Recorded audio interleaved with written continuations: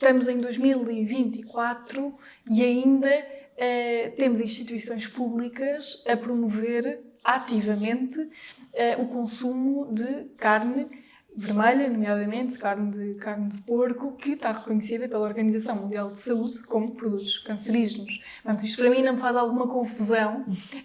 Se não fosse pela parte climática, poderia ser pela parte da saúde pública.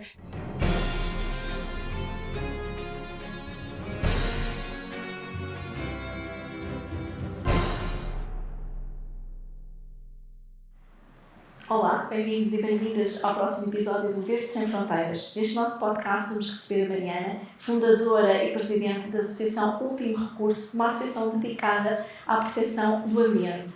A Mariana tem especialização não só na área do direito, mas também do direito ambiental, inclusive tem estado a estudar nos Estados Unidos. Vamos ficar a conhecer um pouco o seu percurso, mas também este trabalho tem sido feito em prol não só do direito de um clima estável para as presentes e futuras gerações, mas de uma sociedade mais justa, quer do ponto de vista social, quer do ponto de vista ambiental, um equilíbrio que tem sido feito na barra também dos tribunais e que tem procurado de alguma forma alcançar a justiça para aquilo que possa ser este legado da preservação ambiental. Não saiam desse lado, vamos receber hoje a Mariana Gomes no podcast Verde Sem Fronteiras.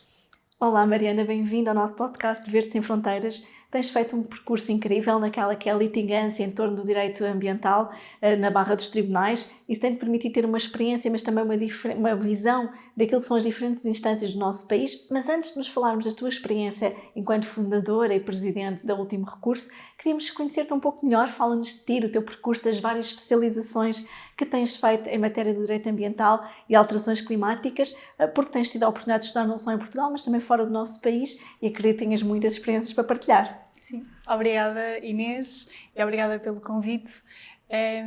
Eu se calhar começava por explicar um bocadinho como é que eu cheguei onde estou, porque é que as alterações climáticas fazem parte, claro, do dia-a-dia de todas as pessoas, mas do meu especialmente de uma forma muito intensa, porque trabalho ativamente todos os dias para as combater, e dizer que isto tudo começou quando eu tinha 15 anos. Entrei no ensino secundário, estudei Línguas e Humanidades e na disciplina de Geografia uma professora que fazia viagens à volta do mundo costumava mostrar-nos aulas de viagens. E houve uma aula em que ela nos mostrou uma ilha em Bali e primeiro mostrou-nos as imagens do Google, que eram imagens maravilhosas e que nos dava vontade de viajar para lá e visitar aquela ilha, aquela praia, e depois mostrou-nos as imagens que ela tinha tirado quando tinha ido lá. E era uma praia que tinha muito pouca areia, fruto da erosão costeira, que estava totalmente poluída e conseguia-se perceber a intervenção humana naquela região. E eu lembro-me de ter ficado muito frustrada, porque eu pensava, alguém me está a tirar o direito de visitar estes lugares que são magníficos, que o nosso planeta tem, e comecei-me a questionar porquê, não é? Porquê é que isto está a acontecer? E quanto mais pesquisava, cheguei à palavra alterações climáticas. E então aí foi a gota d'água para eu perceber que de facto tinha que fazer alguma coisa. Até hoje não consigo muito bem explicar o porquê de ter sentido essa urgência, mesmo a nível pessoal, para fazer algo. Em 2019 organizei uma das primeiras greves climáticas estudantis cá em Portugal. E desde aí não parei. Comecei a estudar Direito depois em Lisboa. Fiz um intercâmbio no Brasil, onde me foquei mais na área do direito ambiental, da energia, da relação entre género e alterações climáticas. Antes de ir para o Brasil, fui ainda para os Estados Unidos, num programa do Departamento de Estado norte-americano. Fui selecionada como uma das 20 jovens líderes da Europa e, portanto, fui totalmente financiada a estudar para lá alterações climáticas e liderança, o que me permitiu... No feminino. Sim. O que me permitiu ter uma visão muito abrangente destas questões do direito, do clima, do ambiente. Hoje já terminei a licenciatura, estou agora a especializar-me em Direito Ambiental, Ordenamento de Território e Urbanismo. Enfim, e este é um bocadinho do meu percurso. É uma área muito importante, ao contrário até daquilo que possamos pensar, a questão do ordenamento do território tem tudo a ver com o clima, tem tudo a ver com a defesa do ambiente, até por força da construção, e imagino que ao longo do teu percurso profissional tenhas visto isso mesmo. Sim, eu costumo dizer que se nós conseguirmos relacionar as alterações climáticas com todas as áreas da sociedade, até com aquelas mais inimagináveis, como a saúde, fiscalidade, a educação, a saúde. fiscalidade, sim. O direito é exatamente a mesma coisa. Nós conseguimos, quer dizer, o direito regula tudo na nossa vida e, portanto, para mim tem sido fascinante estar a descobrir estes dois mundos que se vão tocando muitas vezes até na construção de um edifício. E quais têm sido os principais obstáculos que tu tens sentido nesta litigância judicial? Porque tu, através do último recurso, tens já colocado também ações. Fala-nos um bocadinho também desses processos, de como é que têm corrido e quais os obstáculos tens sentido mais. Sim. A Último Recurso é uma organização não governamental que foi fundada em 2021 e foi fundada justamente quase para colmatar uma falha de mercado no mundo da economia social e das ONGs em Portugal. Não havia nenhuma ONG que estivesse a trabalhar diretamente as áreas do direito do clima, do ambiente, que estivesse a fazer litigância climática, que estivesse a fazer quase pressão para transparência, para responsabilidade, para fiscalização e para este diálogo entre tribunais, entre o Poder Executivo e o Poder Legislativo. E, portanto, é assim que surge o Último Recurso. Vem surgir como um mecanismo para acelerar a ação climática e para, enfim, garantir que as leis que existem são cumpridas e aquelas que não existem, mas que são necessárias, são adotadas. E, portanto, no ano passado, o Último Recurso, juntamente com a Ciena e com a Quercus, iniciou uma ação contra o Estado português, uma ação por incumprimento da Lei de Bases do Clima, e tem sido um percurso bastante difícil, no sentido em que é a primeira ação de litigância climática no país, portanto, nós sentimos logo no início alguma relutância por parte do Tribunal em decidir o caso, tanto é que a primeira instância disse logo: não tenho competência para julgar sobre a matéria. Agora, em setembro, o Supremo Tribunal já veio dizer, afinal, tem competência, vai ter que julgar, quer queira, quer não. E também por parte do anterior governo e por parte do atual governo, também temos sentido, enquanto associação e eu, enquanto pessoa, tenho sentido algum antagonismo, alguma visão antagónica nesta questão da litigância. Sinto que olham para a litigância como se fosse um bicho de sete cabeças e algo extremamente radical, como se não fosse o exercício de um direito constitucional, o direito à ação popular ou o acesso à justiça. E, portanto, tem sido um caminho não só jurídico, mas também de mudança cultural e de mudança política que estamos a tentar fazer. E para quem nos esteja a ouvir, portanto, estas ações também visam, no fundo, combater aquilo que é a poluição e também os maiores responsáveis por esta ação climática que deveria estar a acontecer. Por um lado, o próprio Estado, no seu poder não só de regulação, mas também de promover políticas públicas e de cumprir até com as várias diretivas, e por outro lado também estas empresas. Queres, para quem possa não estar por dentro daquilo que foram as ações que vocês colocaram, queres explicar-nos um bocadinho qual é que é então o vosso objetivo nestas ações? Sim. A litigância climática é um mecanismo até já reconhecido pelo IPCC, portanto, o painel intergovernamental para as alterações climáticas das Nações Unidas, e o IPCC já chegou a dizer que é um dos mecanismos mais eficazes para acelerar a ação climática. Isto porquê? Porque é um caso judicial, portanto é uma ação judicial que se coloca em tribunal, que tem como pressuposto factos científicos e factos climáticos. E pode ter vários objetivos, mas pode ser evitar um dano, por exemplo, se alguém quer destruir uma floresta, nós conseguimos colocar uma providência cautelar e evitar que aquela floresta seja destruída. Pode ser para responsabilizar um Estado por uma ação, um Estado, uma autarquia, uma empresa, o que quer que seja, por uma ação ou então por uma omissão, por aquilo que se devia estar a fazer e não está, que é no caso do Estado português com a Lei de Bases do Clima, que devia estar a cumprir e não está. Cuja regulamentação está completamente atrasada. Sim. Do lado mais empresarial tem as questões do greenwashing, tem as questões dos investimentos financeiros, tem a questão da transição justa, tem a questão, enfim, dos transportes, da energia, dos oceanos, das pescas, da agricultura. Pode-se fazer litigância com tudo e mais alguma coisa. Em Portugal, lá está, nós estamos a dar estes pequeninos passos. Nós iniciamos a primeira ação de litigância. Eu posso dizer que já estamos a preparar a segunda ação e que provavelmente será relacionada com o acesso à informação, que é também um dos pontos em que Portugal peca imenso. Não temos a tradição de dar acesso aos documentos, de ter este mecanismo de transparência, portanto já estamos a preparar a ação possivelmente vai sair antes do final do ano, mas eu não disse isto.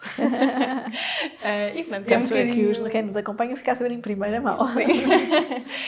Enfim, é um mundo que dá para fazer muita coisa. Deste tem um exemplo também muito importante que tem a ver com a questão de impedirmos a realização de determinado tipo de políticas ou até mesmo, neste caso, de exploração, como foi o caso das Alagoas Brancas, em que, de facto, também por força daquilo que foi a litigância judicial, se conseguiu impedir a destruição de uma das últimas zonas úmidas. E isto para quem também possa estar a acompanhar-nos perceber que há, de facto, um património natural e quem diz as Alagoas Brancas, temos na Quinta dos Ingleses, temos várias zonas do país, agora também com a exploração das minas, também tem havido muita contestação e participação popular, portanto, quer a litigância, quer todos estes mecanismos de participação popular, pegando até no exemplo que destas das manifestações climáticas, são tudo ferramentas que podem ser utilizadas e que às vezes as pessoas no seu dia-a-dia se calhar se esquecem. Sentes um pouco isso ou sentes que já há mais consciência para utilizarem estes diferentes mecanismos em defesa do ambiente?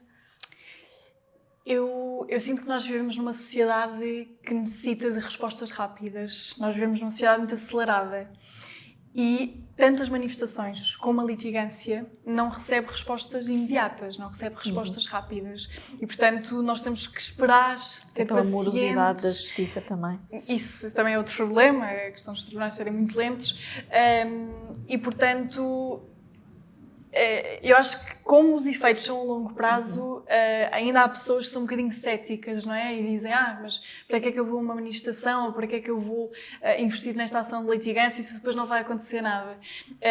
Mas eu acredito que com o avançar do tempo e com esta consolidação tanto das manifestações como da litigância, nós vamos vendo que os estudos estão à vista e dizem que efetivamente têm tido um impacto brutal e cada vez que sai uma ação judicial positiva, nós vemos que isso muda quase o ordenamento jurídico do país, a forma como se interpreta uma lei, como se vê o direito, como se vê a regulação da sociedade, a relação com o ambiente. Tem sido, as últimas decisões a nível internacional têm sido históricas. Até com impacto financeiro positivo para as comunidades. Sim, sim. E tem-nos permitido construir uma relação entre o direito e o clima mais simbiótica, porque até hoje a relação do direito e do ambiente tem sido muito antropocêntrica, muito focada no homem. E agora estamos numa fase de desafiar o direito e tentar perceber até que ponto é que se calhar devemos desviar um bocadinho este foco do homem e colocar o foco, enfim, em tudo aquilo que existe no nosso planeta. E isso leva-me aqui a uma outra questão, porque logo no início da nossa conversa falaste até nas questões da igualdade de género. E nós temos aqui uma ligação muito forte entre o ambiente, entre o combate às alterações climáticas e o impacto que isto tem nas comunidades mais vulneráveis e também naquilo que é a igualdade de género, que sabemos hoje, e já há vários estudos que nos falam precisamente como é que as alterações climáticas contribuem positivamente para diminuir o fosso que ainda existe da desigualdade, ou até mesmo para fazer crescer o PIB. Como é que tu percepcionas precisamente o exemplo que as alterações climáticas têm tido positivo na sociedade, nas várias sociedades, até porque as comunidades vulneráveis são as mais afetadas pelas alterações climáticas? Como é que tu percepcionas esse impacto positivo das alterações climáticas nas comunidades vulneráveis? Impacto positivo? Do combate às alterações climáticas, portanto. Porque de facto nós temos já vários estudos até que nos dizem que o combate às alterações climáticas tem um impacto positivo e que criam mais emprego no feminino, que podem ajudar também, por causa da escassez da água, as comunidades mais vulneráveis. Portanto, há aqui uma responsabilidade partilhada entre todos os players internacionais. Sim, eu acho que podemos olhar dessa perspectiva de que há um impacto positivo se conseguirmos incluir os princípios de justiça social em todos os conceitos que depois estão ligados às alterações climáticas. Eu dou o exemplo da transição energética. Existem muitos casos até, enfim, difíceis de gerir relacionados com a transição energética. A questão da mineração é um deles e um dos grandes problemas que se está aqui a colocar é a falta de inclusão deste princípio, porque uma transição energética não é sem ser justa, portanto, sem ser uma transição justa. Ou pelo menos não é no princípio de justiça social e de justiça climática. E, portanto, eu acho que pode ter benefícios se nós conseguirmos colocar esta visão mais holística em todos os processos de transição e de adaptação e de mitigação que formos fazendo. Mas não é verdade que isto está a acontecer em todos os setores, principalmente na questão da energia, que se por um lado é verdade que podemos criar empregos para o clima, que podemos, enfim, criar aqui estratégias de mitigação, da redução da dependência energética de outros países, etc. A forma como estamos a fazer é uma forma que pressuponha, estamos a replicar os comportamentos extrativistas do passado nesta transição. Portanto, eu tenho algumas dúvidas ainda se este impacto positivo depois chega a ser realmente positivo para as comunidades, sendo que o princípio é o do extrativismo, por exemplo, na questão energética, e não o de justiça social. Essa tem sido uma grande luta, ou seja, as comunidades energéticas serem dispersas, aproveitarmos o edificado, os telhados já existentes, as superfícies, ao invés de destruir até património natural, para combater esse lado extrativista. Se olhássemos para o plano dos princípios, efetivamente poderíamos ter a justiça social a ser o reverso da mesma moeda da justiça ambiental. Aliás, pegando até na Agenda 2030 para o desenvolvimento sustentável, então aí de facto temos objetivos como o combate à pobreza, a questão da igualdade, entre tantos outros que seriam de facto muito importantes. Mas continuamos a ter aqui alguma resistência, e tens notado isso em relação à Agenda 2030? Ainda há muitos mitos por desmistificar? Dentro da minha bolha, não. Mas sempre que eu saio da minha bolha, eu fico sempre com a ideia de que a Agenda 2030 ou é percepcionada como um mecanismo das Nações Unidas de multilateralismo e de cooperação entre os países, ou então é percepcionada como uma agenda paralela de determinados grupos de poder, quase como uma conspiração, uma teoria da conspiração. Como se fosse um entrave para o progresso, não é? Sim, um entrave para o tal progresso, desenvolvimento e crescimento infinito que alegadamente seria possível no nosso planeta. Não ajuda o facto dos objetivos de desenvolvimento sustentável estarem ainda quase por cumprir na totalidade. E, quer dizer, estamos quase em 2025 e a maior parte deles nem a 50% está. Pronto, então isso também não ajuda. Mas enfim, eu não entro nessa discussão das teorias da conspiração. E olhando precisamente para aquilo que possam ser os objetivos que nós, enquanto comunidade e fazendo parte de uma comunidade internacional, do ponto de vista até mais jurídico, como é que tu sentes que os Estados-membros, e em particular o nosso país, que maior compromisso é que poderiam ter, ou que políticas é que achas que poderiam promover para efetivamente conseguirmos ter um país mais sustentável e contribuirmos a nível local para aquilo que globalmente tem que ser um esforço de todos? Isto vai parecer demasiado simplista aquilo que eu vou dizer, mas a melhor forma de um país combater as alterações climáticas é cumprir a lei nacional e os acordos internacionais. Se fizéssemos isto, o mundo estava muito melhor encaminhado.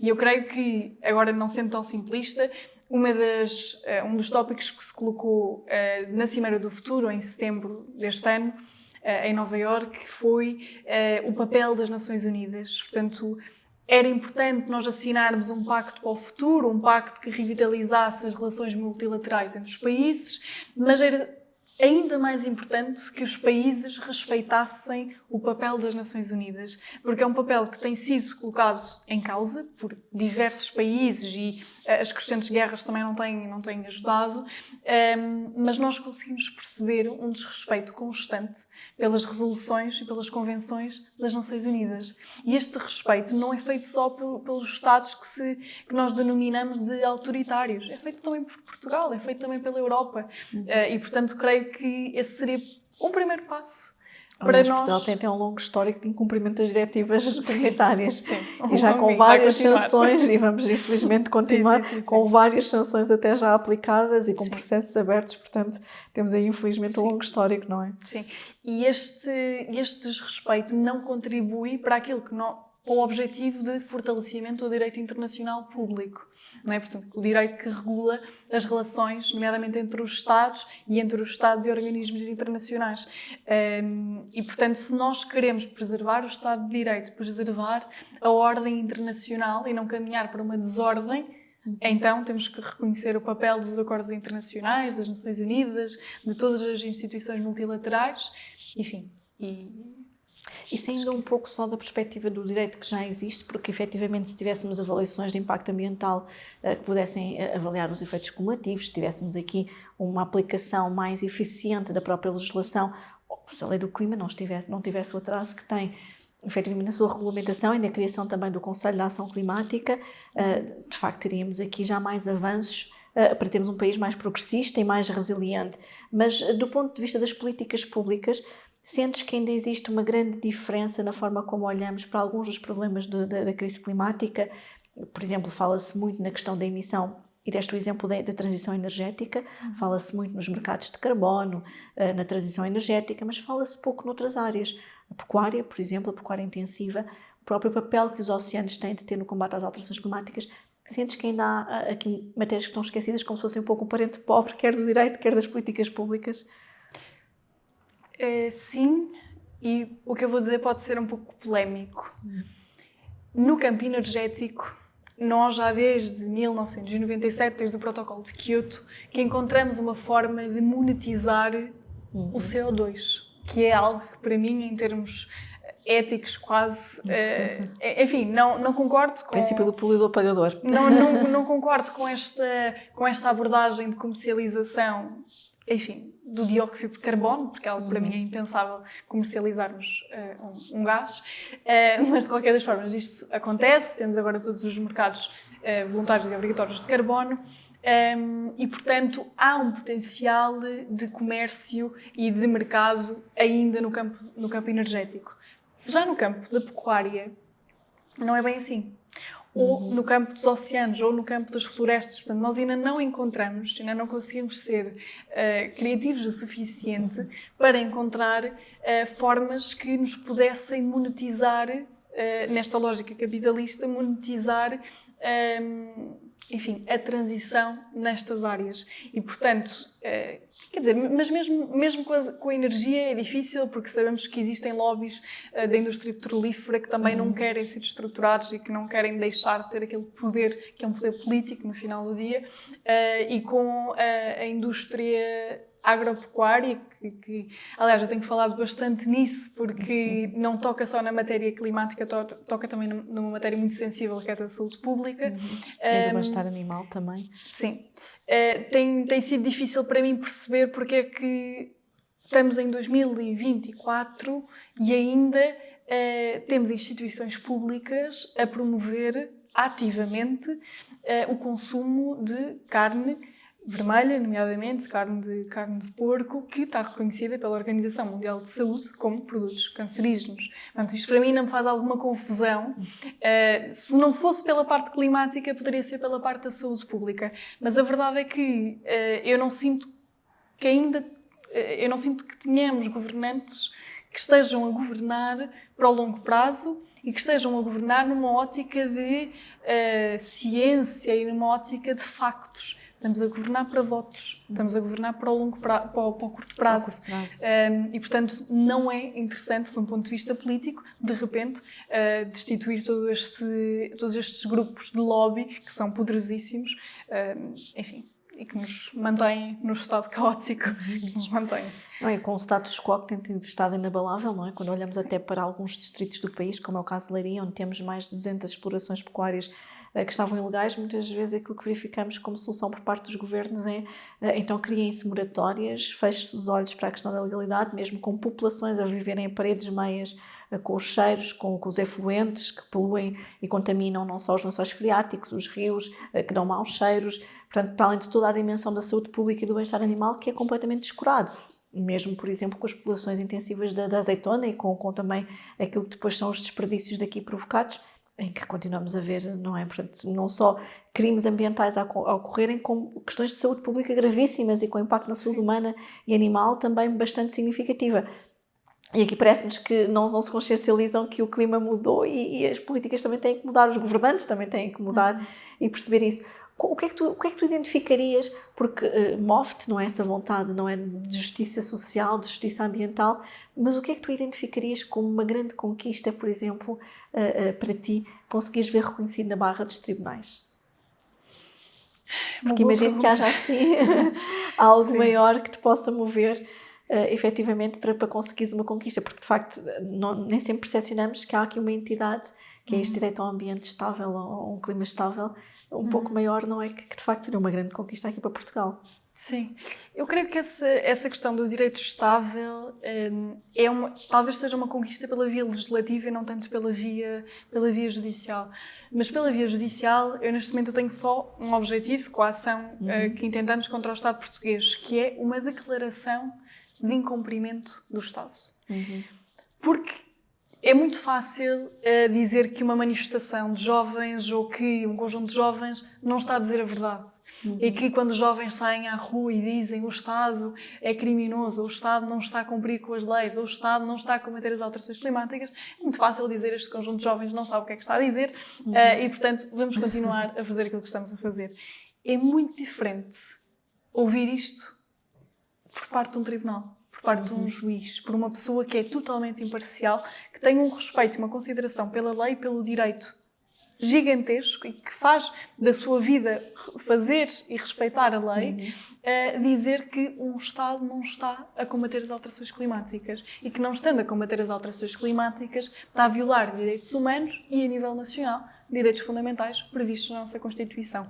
E creio que, à partida que tenhamos este shift, portanto, em que um tribunal português dê esta declaração de incumprimento, a partir daí, enfim, acho que os casos de litigância climática poderão se multiplicar e poderemos já começar a ver autarquias locais, empresas, novamente o Estado português, a ser processado e a ter decisões que tenham maior efeito, mais rápido e mais direto em determinadas políticas públicas. Até porque muitas vezes, em consequência, há uma sensação, se calhar, de inconsequência perante esta falta de regulamentação, da aplicação das diretivas, até mesmo do ponto de vista fiscal. Estamos agora nesta fase do ano a discutir o Orçamento de Estado e no Orçamento do Estado, infelizmente, olhamos e temos um corte de 700 milhões de euros na matéria ambiental. Temos também isenções sobre os produtos petrolíferos que continuam a ser dadas a quem mais lucra e a quem mais polui, e mesmo naquela que devia ser a transição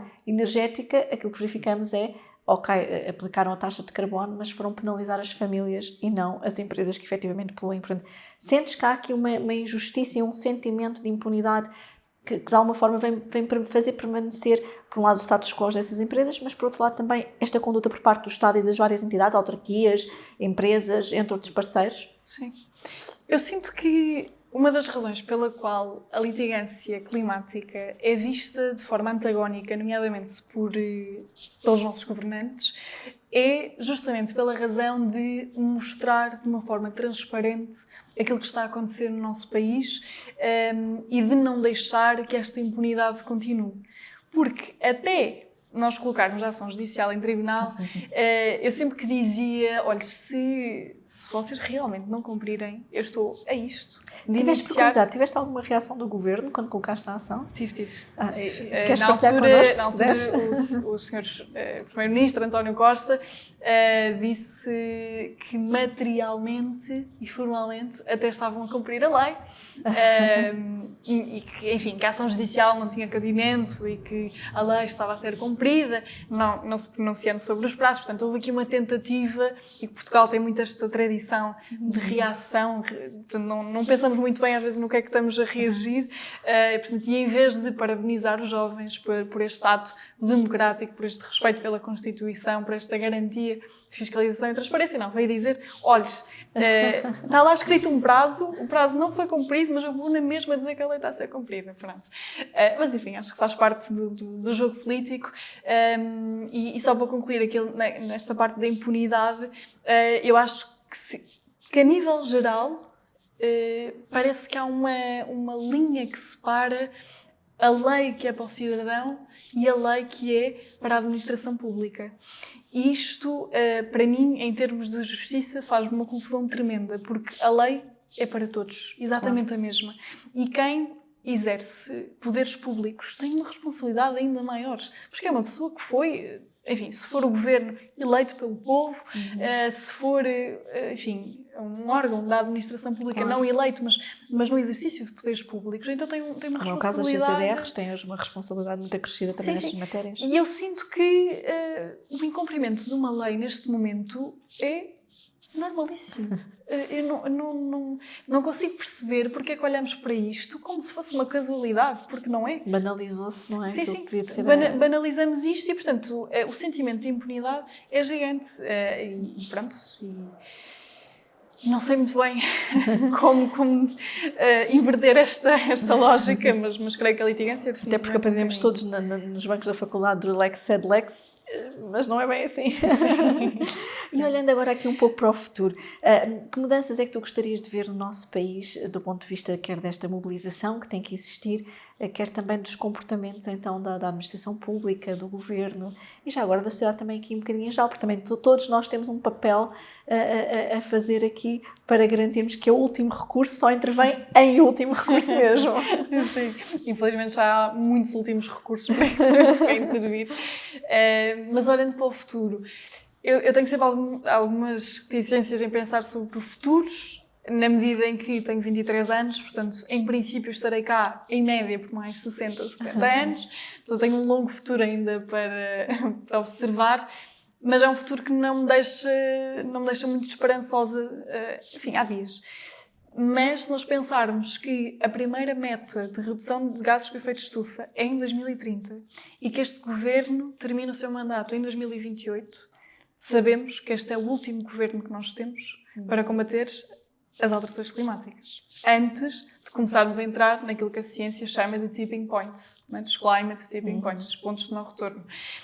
E, portanto, traz-me alguma ansiedade, especialmente quando foi aqui mencionada a questão do orçamento de Estado, dos cortes, das taxas de carbono para as empresas petrolíferas. Isto é algo que não cabe na cabeça de ninguém, é uma responsabilidade gigante estarmos a fazer isto no último governo capaz de agir de uma forma bastante útil no combate às alterações climáticas, mas creio que aquilo que nós realmente precisamos, por um lado, em termos de população, em termos de cidadania, é, primeiro, enfim, contrariando tudo aquilo que eu disse até agora, é ter esperança e acreditar que a nossa voz, a nossa intervenção poderá ter efetivamente uma mudança. Não será sozinho, não é? Eu sozinha não consigo fazer nada, mas se nos juntarmos, creio que podemos ter uma influência tão grande ou maiores do que uma empresa petrolífera, por exemplo. A segunda coisa, a nível económico, é que estas empresas deixem de ter a intervenção política que têm, como têm hoje. Que esses lobbies, não é? Sim. Porque em Portugal nós não falamos de lobby. O lobby não é regulado, parece que não existe, mas existe. E a prova... E a regulamentação era fundamental, tal como acontece já na União Europeia. Sim. E nós conseguimos perceber os efeitos do lobby todos os dias, e não é para o bem, é para o mal. E depois, a nível político, nós precisamos de encarar estas questões ambientais e climáticas de uma forma holística, portanto, mais uma vez, que estão relacionadas com todos os setores. E temos que parar de olhar para o clima e para o ambiente como se fosse o setor verde, não é? Pintamos a verde e deixamos ali na caixinha. Porque não? Porque está relacionado com tudo e mais alguma coisa. E colocá-lo também no centro. Porque se começarmos a pensar que sem água, sem ares, sem solo, sem florestas, sem a biodiversidade, sem tudo e mais alguma coisa que respeita às questões climatéricas e ambientais, o ser humano não existe, a economia não existe, a saúde não existe, a educação não existe. Nada destas matérias que tratamos, até todas elas de uma forma separada, não existem sem as condições naturais essenciais para a existência e sobrevivência do ser humano.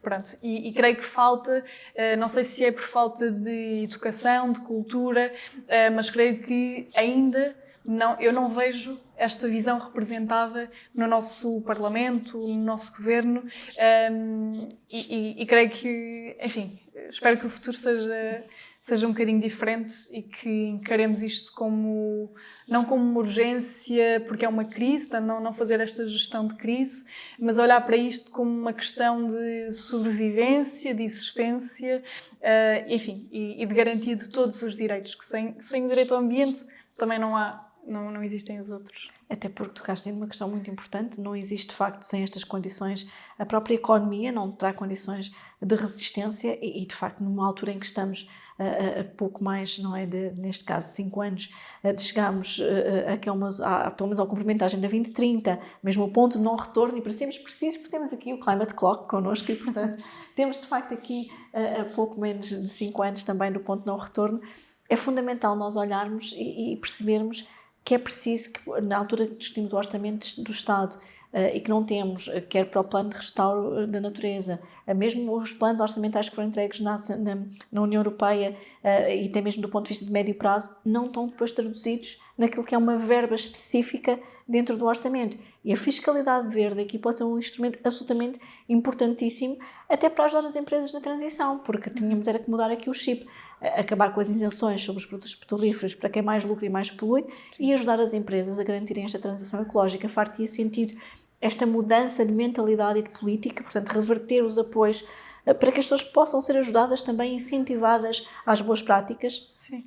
Essa foi uma proposta da último recurso. Nós fomos convidados pelo Supremo Tribunal de Justiça a apresentar um plano ao país em 10 dias.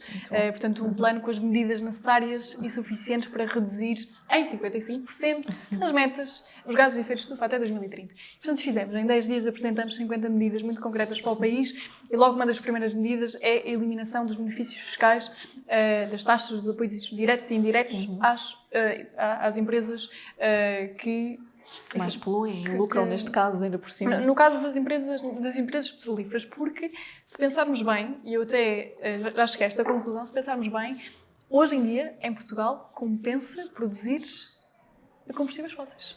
Compensa estar nesse ramo. Se eu não fosse ambientalista, se eu não estivesse ligada às alterações climáticas, se tivesse apenas uma visão económica de investimento, compensa.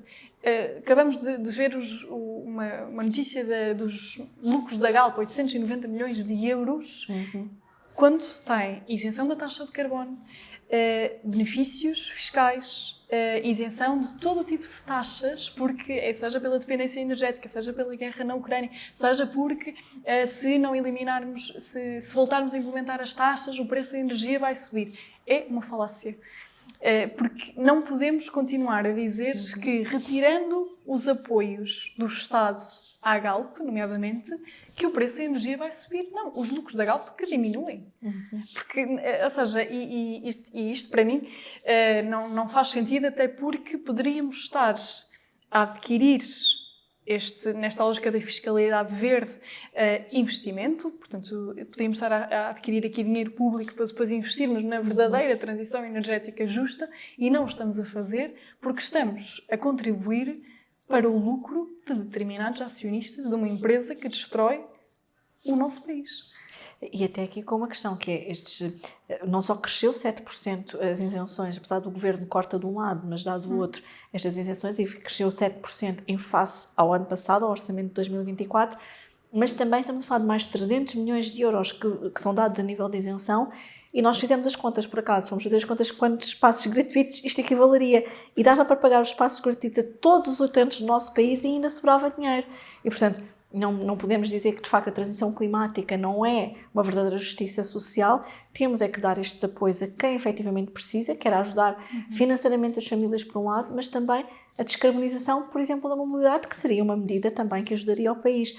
Agora, no caso em concreto destas empresas, de facto, há esta perversidade de estarem a lucrar, ou seja, compensa, digamos, poluir e ainda têm o apoio do Estado, como também não verificamos depois aquilo que é a verdadeira justiça social e ambiental. Nós estamos quase aqui a chegar ao final do nosso podcast, mas ainda tenho aqui algumas perguntas para te fazer, até porque tu sentes que tem havido aqui alguma lição que tenha sido aprendida, quer por Portugal, quer pelos outros países onde a litigância climática já está mais avançada?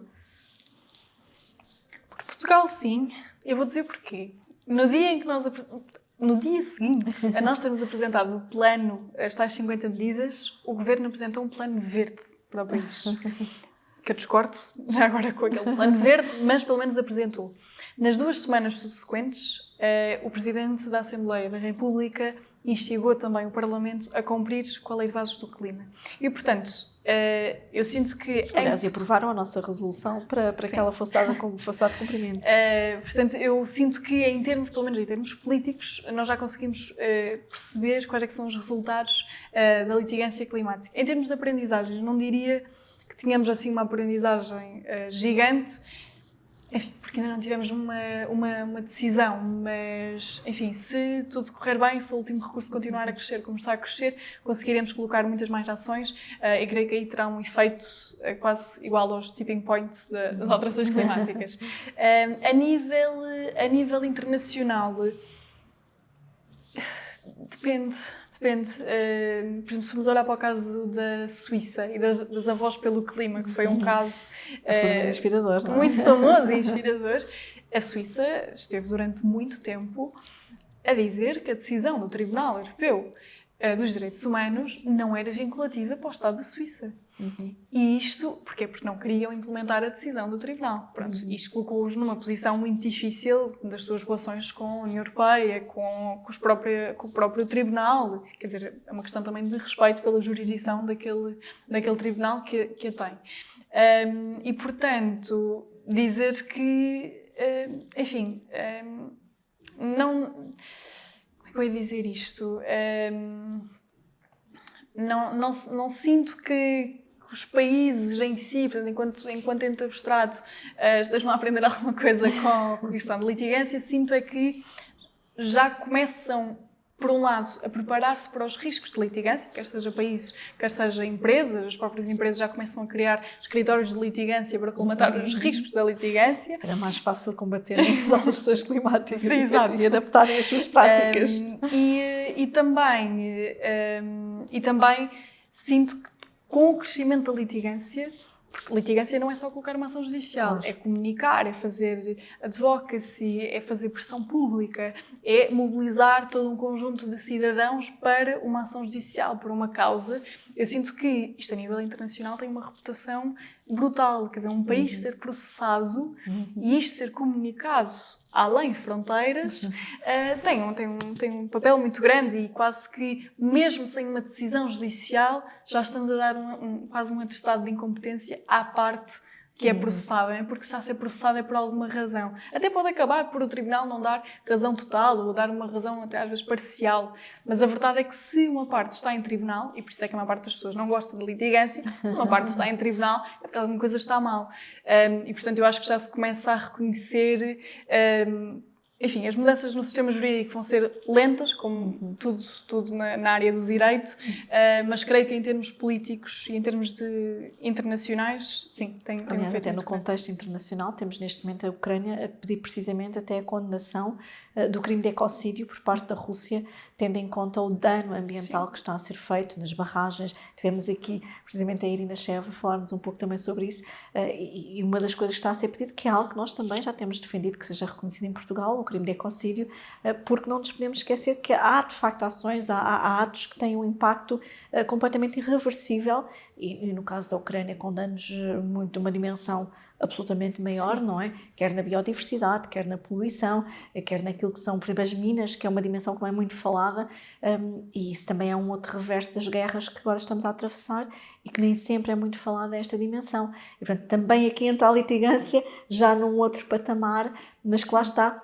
nem neste contexto em que temos um drama humanitário tão grande que está a ser vivido, também não é esquecido este dano que está a ser, que é um dano maior, efetivamente, do ponto de vista até de médio e longo prazo, porque sabemos que sem um clima estável, sem o direito ao ambiente, não vamos ter uma vivência, não é saudável, como é evidente.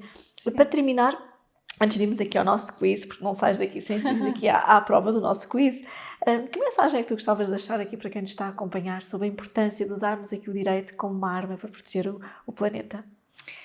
Eu gostava de deixar a mensagem de uma reflexão que eu concluí aqui há uns dias atrás, quando me perguntaram o que é que sentes quando usas o direito, quando falas em termos jurídicos, enfim, quando entras nesta persona que não é a Mariana descontraída, é a Mariana que fala em termos jurídicos, e a minha reflexão é, eu sinto-me muito empoderada. Empoderada porque, por um lado, sei que estou completamente do lado certo da história, portanto, não há sombra de dúvidas, estou do lado da Constituição da República Portuguesa, das leis aprovadas pela Assembleia da República, das convenções internacionais, das Nações Unidas, portanto, estou mesmo no lado em que devo estar. E, por outro lado, sinto que tenho poderes, no sentido em que estou a dar, enfim, não é estou a dar oportunidade, mas estou a criar a oportunidade para que, na ótica da separação dos poderes, demos a um tribunal a oportunidade de se pronunciar sobre a ação ou omissão de uma entidade. Isto aqui é muito importante, depois, enfim, como eu estou a passar uma mensagem para as pessoas, desde um ponto de vista pessoal, deixa-nos realmente empoderados no sentido de que sabemos que estamos a fazer aquilo que é certo, sabemos que estamos a utilizar os meios democráticos e a reforçar a nossa democracia e sabemos que, no final do dia, ninguém consegue fugir ao tribunal. E isto é muito importante. E a mim deixa-me muito descansada, permite-me dormir à noite tranquilamente, sabendo que a ação judicial contra o Estado português está no Supremo Tribunal, quer dizer, hoje desceu para a primeira instância, mas estava no Supremo Tribunal de Justiça lá à espera de ser julgada e que este clima de impunidade não vai continuar. E também deixar aqui a mensagem de que qualquer um deve e pode-se utilizar estes mecanismos, porque afinal o direito à ação popular está previsto na nossa Constituição da República Portuguesa. Isso está lá previsto para defender, nomeadamente, o ambiente, é para ser usado, é um direito que pode ser usado de forma gratuita e, portanto, mesmo que não tenhamos os conhecimentos jurídicos, agora temos uma associação que o tem e, portanto, é uma ótima forma de fazer ativismo e de ganhar esperança. E aconselhamos também a quem nos acompanha e está a ouvir para espreitarem a vossa página, que vai passar aqui em nota de rodapé, e conhecerem um pouco do vosso trabalho. Mas, tal como eu disse, não vais embora sem responder ao nosso quiz, que também tem aqui um toque de humor, como é evidente. E vou começar desde já para esta primeira pergunta. Qual destes países já teve um processo de litigância climática bem sucedido, obrigando o governo a reduzir as emissões de CO2? A França, a Suíça, os Países Baixos ou Portugal? Eu gostava que fosse Portugal, mas foram os Países Baixos. E neste caso estamos a falar do famoso caso Urgenda, que o governo neerlandês, portanto, a realizar as emissões climáticas. Vamos então aqui a uma segunda pergunta. Qual destes gases é o mais potente em termos de aquecimento global? O dióxido de carbono, isto tu és de humanidades, mas quase que tens de tirar aqui todo um curso científico. B, o metano. C, o O2, o oxigênio. Ou D, o nitrogênio.